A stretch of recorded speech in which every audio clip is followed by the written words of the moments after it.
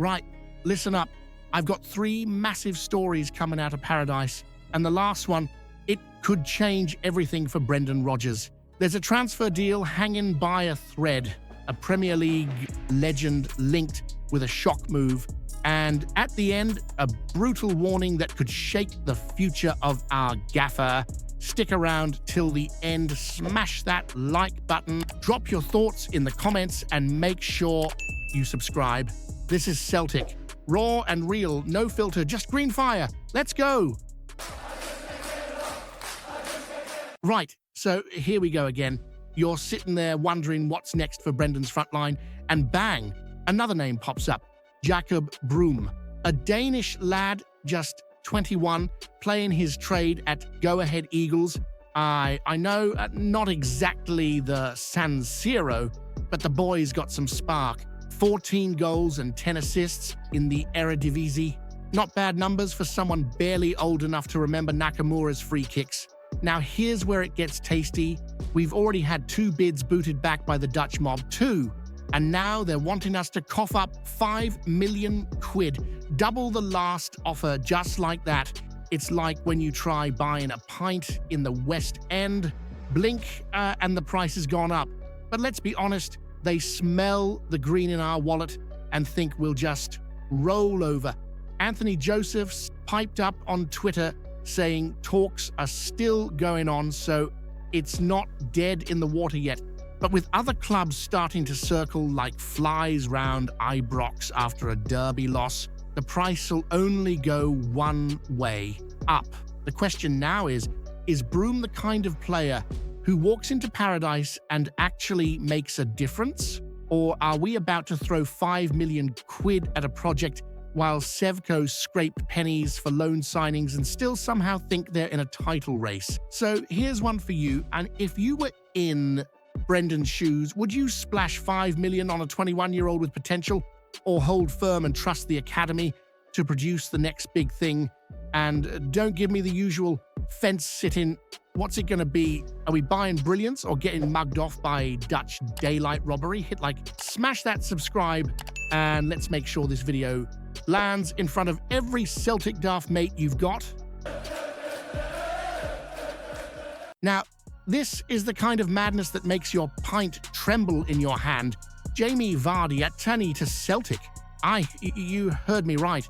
The lad that tore up the Premier League, lifted a title with Leicester, outran half of England's defenders while drinking blue WKDs for breakfast. He's being tipped as the next big headline act in Paradise. Andy Walker's stir in the pot, saying Vardy would be box office at Parkhead.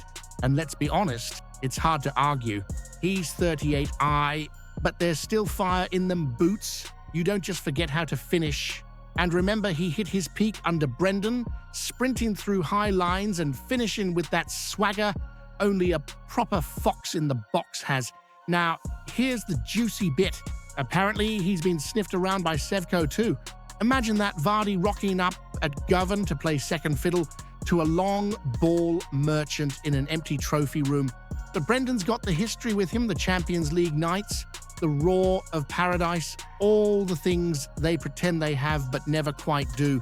Walker's mentioning Robbie Keane, Jermaine Defoe, the old dogs who still had bite. But unlike Defoe's half-hearted cameo in a blue shirt, Vardy under the lights in Paradise, that'd be electric. Think of it, a full stadium, Calmac slipping it through, and Vardy dinking it past some poor keeper from Motherwell who's wondering what just happened. And here's the fire starter for you. Would you honestly welcome Jamie Vardy in the hoops? Or is this just another PR fantasy to distract from proper recruitment? Is he a legend looking for one last blaze of glory, or a has-been chasing headlines? Tell me, are we dreaming of box office? Buying a back page? Hit like, smash that subscribe, and let's make sure this video lands in front of every Celtic daft mate you've got.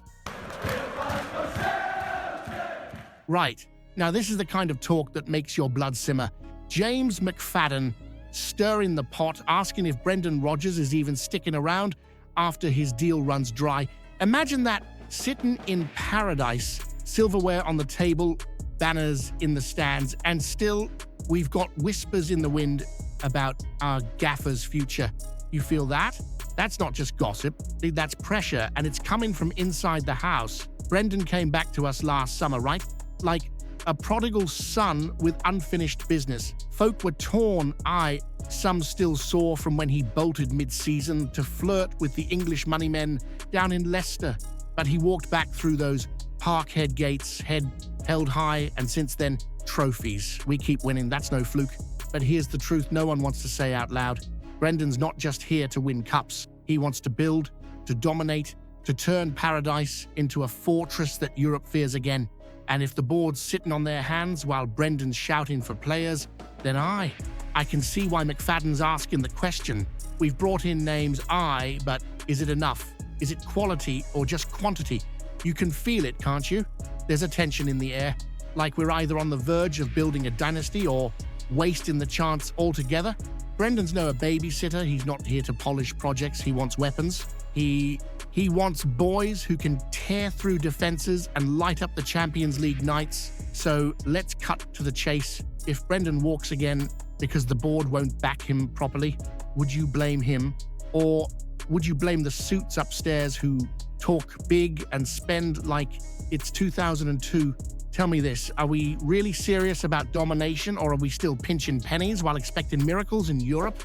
Hit like, smash that subscribe, and let's make sure this video lands in front of every Celtic daft mate you've got.